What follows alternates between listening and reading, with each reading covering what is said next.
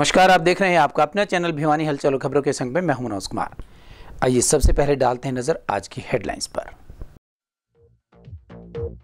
संगठन से कार्य करने की ताकत बढ़ जाती है, कहा राजकुमार गोयल ने।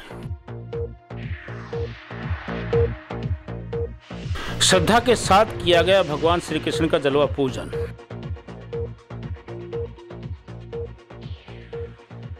बुआनीखेड़ा से कांग्रेस प्रत्याशी ने फौजी के आरोपों को नकारा।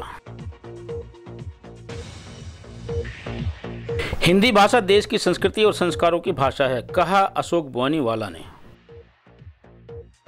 और अब खबरें विस्तार से। अंतर्राष्ट्रीय संगठन हमारा परिवार का 8वां स्थापना दिवस हर्षोल्लास के साथ मनाया गया। इस अवसर पर संगठन के राष्ट्रीय संयोजक राजकुमार गोयल ने कहा कि राष्ट्र की सुरक्षा राष्ट्र के लोगों की जागृति पर निर्भर करती है। प्रांत प्रमुख डॉक्टर महेंद्र पंवार ने कहा कि अब समय आ गया है कि हम सबको पूर्ण रूप से सजग होकर कार्य करना होगा। हमें सदैव भाईचारे में विश्वास रखकर एक दूसरे से प्रेरणा लेकर आगे बढ़ना चाहिए। सुशील बुआनीवाला ने कहा कि संगठित होकर हम जो कार्य कर सकते हैं उस कार्य की ताकत और अधिक बढ़ जाती है। कार्यक्रम में मुख्य वक्ता के रूप में बोलते हुए संगठन के राष्ट्रीय संयोजक राजकुमार गोयल ने कहा कि राष्ट्र की सुरक्षा राष्ट्र के लोगों की जागृति पर निर्भर करती है। उन्होंने भगवान राम और श्री कृष्ण का उदाहरण देते हुए कहा कि किसी भी कार्य को संपूर्ण करने के लिए उस कार्य में पूरी तरह से लगन के साथ उतरना पड़ता है, उस कार्य की सफलता को जो दर्शाता है। संगठन प्रांत प्रमुख डॉक्टर महेंद्र पंवार ने कहा कि अब समय आ गया है कि हम सबको पूर्ण रूप से सजग होकर कार्य करना पड़ेगा और आने वाली पीढ़ी को संस्कृति और संस्कार के साथ तैयार करना होगा। सचिन जैन ने कहा कि हमें सदैव भाईचारे में विश्वास रखकर एक दूसरे से प्रेरणा लेकर आगे बढ़ना चाहिए। सुशील बुआनीवाला ने कहा कि संगठित होकर हम जो कार्य कर सकते हैं उस कार्य की ताकत और अधिक बढ़ जाती है। आज के दिन हमारा परिवार ने अपने 7 वर्ष पूर्ण की है। 7 वर्ष पूर्ण होने के पश्चात पूरे देश भर में वार्षिकोत्सव मनाया जाता है। संगठन वार्षिकोत्सव मनाने के लिए 3 तरह के कार्यक्रम आयोजित करता है। या तो 100 की संख्या के कार्यकर्ताओं का एक सामूहिक कार्यक्रम हो, या किसी धर्म यात्रा का आयोजन किया जाए, या मेडिकल कैंप। समाज में जो वंचित लोग हैं, जो असहाय लोग हैं, उनके लिए मेडिकल कैंप की सुविधा की जाए। इस तरह से आज भिवानी नगर ने पूरे भिवानी संच के कार्यकर्ताओं के साथ मिलकर वार्षिकोत्सव 110 की संख्या का वार्षिकोत्सव आज यहाँ खुशबू गार्डन रोहतक रोड भिवानी में आयोजित किया है। राष्ट्र प्रेम और स्वदेशी को समर्पित संगठन हमारा परिवार आज उसका वार्षिक उत्सव यहाँ पर भिवानी में मनाया जा रहा है। और भिवानी से ही डॉक्टर महेंद्र पंवार पूरे हमारे हरियाणा के भी प्रमुख हैं और सांस्कृतिक कार्यक्रम और देश की भावना लोगों में डालने के लिए ये आयोजन, पूरे परिवार को संगठित करना, पूरे समाज को संगठित करना, यही इस संस्था का मेन उद्देश्य है। और वर्धमान ज्वेलर्स का बहुत सौभाग्य है कि ऐसे किसी कार्यक्रम में किसी भी रूप में भाग लेना। हमारा परिवार का 8वां स्थापना दिवस है। इस पे मेरे को इनवाइट करने पर बहुत बहुत धन्यवाद। और उसके अलावा जो है हमारे राजकुमार जी गोयल यहाँ पधारे थे, उन्होंने भी काफ़ी उत्साह बढ़ाया और सबको शिक्षित को यहाँ सम्मानित किया गया। हनुमान जोड़ी धाम में जल झूलनी एकादशी के अवसर पर श्री कृष्ण जलवा पूजन के तहत शहर में शोभा यात्रा निकाली गई। ऐसी मान्यता है कि भगवान श्री कृष्ण के जन्म के 11वें दिन माता यशोदा ने उनका जलवा पूजन किया था और इसी दिन को जल झूलनी एकादशी के रूप में मनाया जाता है। इस अवसर पर चरणदास महाराज व जोगीवाला मंदिर के महंत वेदनाथ महाराज ने कहा कि इस दिन मंदिरों में भगवान कृष्ण की पूजा अर्चना करके शोभा यात्रा निकाली जाती है, जिसका सनातन धर्म में बहुत ही महत्व माना जाता है। उनका कहना था कि धार्मिक आयोजनों का निश्चित रूप से सकारात्मक असर देखने को मिल रहा है। इस अवसर पर जल एवं पर्यावरण संरक्षण का संदेश भी दिया गया। भगवान श्री कृष्ण के जलवा पूजन को लेकर युवा जागृति एवं जन कल्याण मिशन ट्रस्ट के द्वारा शहर में शोभा यात्रा निकाली गई। शोभा यात्रा जोगीवाला मंदिर से चलकर हनुमान जोड़ी धाम मंदिर में संपन्न हुई। हनुमान जोड़ी धाम में श्री कृष्ण का स्नान करवाकर अभिषेक के बाद पूजा अर्चना कर 56 भोग का प्रसाद लगाया। कार्यक्रम में सानिध्य जोगीवाला मंदिर के महंत वेदनाथ महाराज का रहा।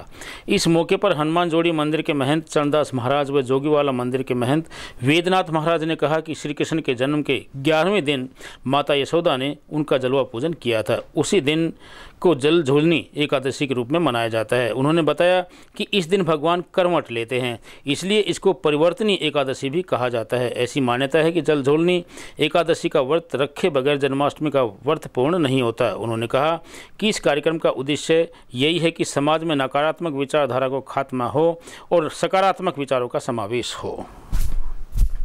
आज भगवान श्री कृष्ण जी का 101वां जलवा महोत्सव कार्यक्रम हमने मनाया है। जोगीवाला मंदिर से महंत वैद्यनाथ जी के सानिध्य में ये कार्यक्रम शुरू किया गया और पूरे शहर के चौक चौराहे से होती हुई यात्रा हनुमान जोड़ी धाम पहुंची। जलाभिषेक हुआ, स्नान हुआ, प्रसाद हुआ, 56 भोग लगाया गया, महाआरती हुई। तो ये बहुत सारा कार्यक्रम जो है 7 दिन तक जो लगातार चला है। भागवत कथा रही, कथा के साथ साथ में प्रतिदिन यज्ञ रहा, पूजन रहा, तो लोगों ने आनंद लिया है क्योंकि भगवान का 101वां जलवा एक अपने आप में विशेष महत्व रखता है। तो बढ़ चढ़ करके ऐसे लोगों ने हिस्सा भी लिया है। कल भी हज़ारों महिलाओं ने अपने कलश यात्रा के साथ में अपनी भागीदारी निभाई। बहुत बड़ा आयोजन जो शहर में रहा और हमारे क्षेत्र में तो पुरानी मान्यता है, उस सब लोग जानते हैं, इसलिए यहाँ ज़्यादा भीड़ रही है। और क्योंकि यहाँ पूरा एरिया क्षेत्र देखने के लिए आता है, भगवान के जलवा झांकी का दर्शन करते हैं और उस पालके के नीचे से बच्चों को निकालते हैं ताकि बच्चे आगे जीवन में स्वस्थ भी रहें और कामयाब भी रहें। उसके लिए हमने कामना की और ये सब प्रार्थना की है 7 दिन तक लोगों के लिए, समाज के लिए और भिवानी के लिए कि सब कुछ अच्छा रहे, भिवानी तरक्की करे, लोगों में सुख समृद्धि शांति बनी रहे। बवानीखेड़ा हलके से कांग्रेस प्रत्याशी प्रदीप नरवाल को टिकट मिलने पर पार्टी के कुछ कार्यकर्ता इस बात से नाराज हैं कि बाहरी नेता को टिकट दिया गया है और कांग्रेस पार्टी ने अपने ही कार्यकर्ताओं के साथ धोखा किया है। पूर्व विधायक रामकिशन फौजी ने पार्टी से प्रदीप नरवाल की टिकट कैंसिल करने की मांग की है।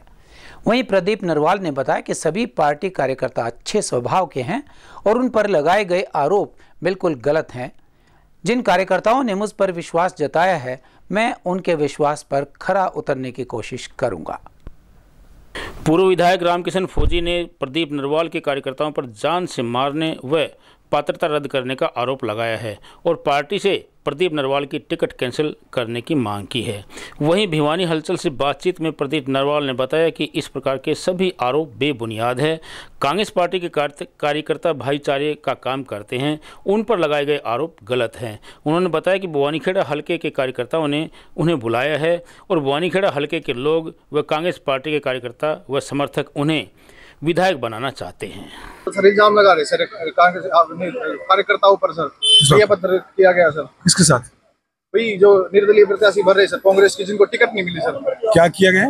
वही कार्यकर्ताओं ने सर अभद्र व्यवहार करा उनके साथ। कांग्रेस के कार्यकर्ता पीछे बैठे, किसी से कांग्रेस पार्टी का कार्यकर्ता किसी के साथ अभद्रता कभी नहीं करता। कांग्रेस पार्टी का कार्यकर्ता प्यार मोहब्बत में विश्वास करता है, आपसी भाईचारे में विश्वास करता है। तो सब बेबुनियाद बातें हैं और बड़ी मजबूती से हम लोग चुनाव लड़ रहे हैं।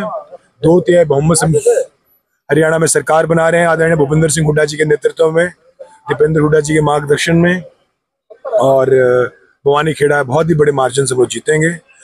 उत्साह लोगों में उमंग है। मैं बड़ा अभिभूत हूँ, खुश भी हूँ और तहे दिल से शुक्रगुजार हूँ बवानीखेड़ा के सभी मेरे देवतुल्य।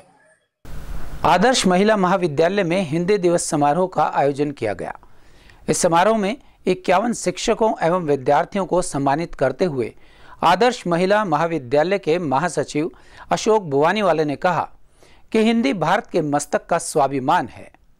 कार्यक्रम के अध्यक्ष विजय किशन अग्रवाल एवं PCCAI के अध्यक्ष सुरेंद्र लोहिया ने कहा कि हिंदी भाषा अंतर्राष्ट्रीय स्तर पर बहुत पसंद की जाती है क्योंकि हमारी भाषा हमारे देश की संस्कृति और संस्कारों का प्रतिबिंब है और आज विश्व के कोने कोने से विद्यार्थी हिंदी भाषा और हमारी संस्कृति को जानने के लिए हमारे देश का रुख कर रहे हैं। आदर्श महिला महाविद्यालय के महासचिव अशोक बुवानीवाला ने कहा कि राष्ट्रभाषा हिंदी को अभी तक वो दर्जा नहीं मिल पाया है जो मिलना चाहिए। हिंदी हमारे सम्मान, स्वाभिमान और गर्व की भाषा है। हिंदी भाषा विश्व में सबसे ज़्यादा बोली जाने वाली तीसरी भाषा है। कार्यक्रम अध्यक्ष विजय किशन अग्रवाल और PCCAI के राष्ट्रीय अध्यक्ष सुरेंद्र लोहिया ने कहा कि हिंदी वैज्ञानिक भाषा है और हिंदी भाषा से ही देश की एकता और अखंडता कायम है। धीरे धीरे हिंदी भाषा का प्रचलन बढ़ा है और हिंदी भाषा ने राष्ट्रभाषा का रूप ले लिया है। वहीं इस अवसर पर प्राचार्य अलका शर्मा ने कहा कि कश्मीर से कन्याकुमारी तक, साक्षर से निरक्षर तक प्रत्येक वर्ग का व्यक्ति हिंदी भाषा को आसानी से बोल व समझ लेता है। इसी भाषा की पहचान भी है और इसे बोलने और समझने में किसी को कोई परेशानी नहीं होती। आज का जो हिंदी दिवस है वो उसके लिए मैं सबको शुभकामनाएं देता हूँ, पूरे देश के लोगों को शुभकामनाएं देता हूँ। हिंदी जो है हमारी एक ऐसी भाषा है जो हम कम्युनिकेशन के हिसाब से मतलब अपनी भावना को व्यक्त करने का एक अच्छा सशक्त माध्यम है। तो हिंदी हमारी संस्कृति को दर्शाता है और संस्कृति को दर्शाने के साथ साथ जो हमारी विधाएं हैं, भारत की जो खूबसूरती है, भारत के लोगों के अंदर कला है, भारत के लोगों के अंदर संस्कृति है, भारत के लोगों के अंदर जो पारंगता है विभिन्न तरह के पहलुओं पर, उसको भी हिंदी के माध्यम से अच्छे ढंग से व्यक्त किया जा सकता है। मैं समझता हूँ कि आज के इस अवसर पर हिंदी दिवस पर हम लोगों को जो शिक्षक हमने 51 सम्मानित किए हैं उनको भी मैं बधाई देना चाहता हूँ कि एक बहुत बड़ा काम हमने हिंदी शिक्षकों के लिए आज के दिन किया है। मैं हमारे जो अशोक भारद्वाज जी हैं जिनकी संस्था ने ये कार्यक्रम किया है उनको भी बधाई देना चाहता हूँ कि उन्होंने एक ऐसा मील का पत्थर यहाँ पे गाड़ा है इन शिक्षकों को सम्मानित करने के लिए जो किसी ने आज तक किसी संस्था ने नहीं किया। तो मैं इस अवसर पर विशेष तौर पे आयोजकों को और विशेष तौर पे उन शिक्षकों को विशेष बधाई देना चाहता हूँ, हिंदी दिवस की शुभकामनाएं देना चाहता हूँ। हिंदी को जीवित रखने के लिए, क्योंकि हिंदी हमारी दक्षिण भारत से लेके और उत्तरी भारत तक और पश्चिम से लेकर उत्तर तक सारे देश में जो हमारे राज्य हैं उसकी एक मौलिक भाषा है और उस मौलिक भाषा के अंदर आप देखेंगे कि एक हिंदी केवल एक सी भाषा है जिसके सारे स्टेट्स के अंदर आपको लोग मिल जाएंगे। आपस में बातचीत करने का, आपस में भावनात्मक रूप से जुड़ने का एक सशक्त माध्यम हिंदी ही है और इसको हम लोग सुरक्षित तभी रख सकते हैं जब हम इसको राष्ट्रीय भाषा घोषित करें और पूरे देश में ही नहीं बल्कि अंतर्राष्ट्रीय स्तर पर। मैं अभी पिछले दिनों विदेश में हाइडेलबर्ग यूनिवर्सिटी के अंदर एक हिंदी के लेक्चरर से मिला और मैं समझता हूँ कि मुझे बहुत ही खुशी हुई कि हाइडेलबर्ग यूनिवर्सिटी में हमारी भाषा को पढ़ाया जाता है और वो मोनिका बोथम करके वहाँ के एक प्रोफेसर हमारे से मुलाकात हुई और वो हिंदी में पूरी बात की। हम लोग बल्कि हिचक रहे थे कि वो अंग्रेजी में बात कर। और अब चलते चलते राजभाषा आयोग ने 14 सितंबर के दिन को हिंदी दिवस के रूप में मनाने का विचार प्रस्तुत किया था। इसका उद्देश्य हिंदी को राष्ट्रीय स्तर पर प्रसारित करना था। 14 सितंबर 1949 को भारतीय संविधान सभा ने हिंदी को देवनागरी लिपि के रूप में भारत की राजभाषा स्वीकार किया था। 1953 से हर साल 14 सितंबर को हिंदी दिवस के रूप में मनाया जाता है। अब हिंदी दिवस पर पूरे एक सप्ताह तक कार्यक्रमों का आयोजन किया जाता है।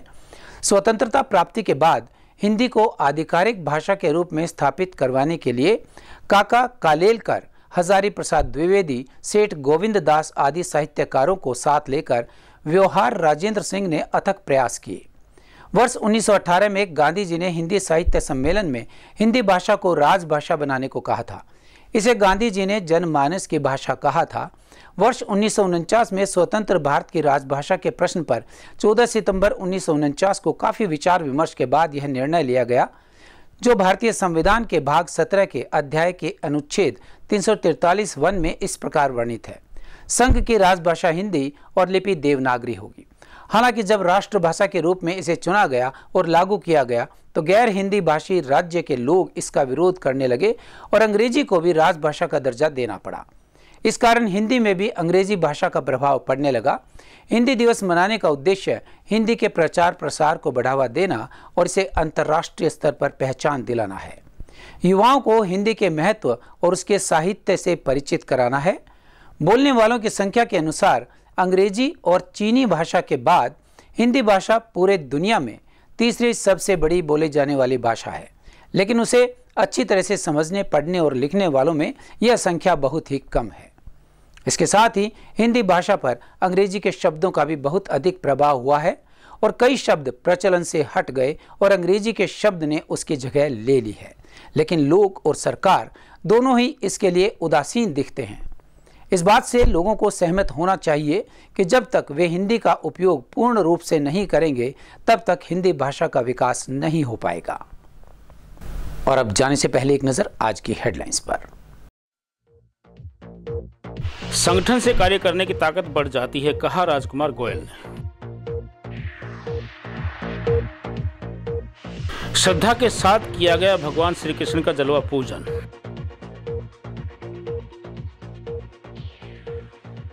बुआनीखेड़ा से कांग्रेस प्रत्याशी ने फौजी के आरोपों को नकारा। हिंदी भाषा देश की संस्कृति और संस्कारों की भाषा है, कहा अशोक बुआनीवाला ने। हमारे इस संग में बस इतना ही। अगले अंक के लिए देखते रहेगा आपका अपना चैनल भिवानी हलचल।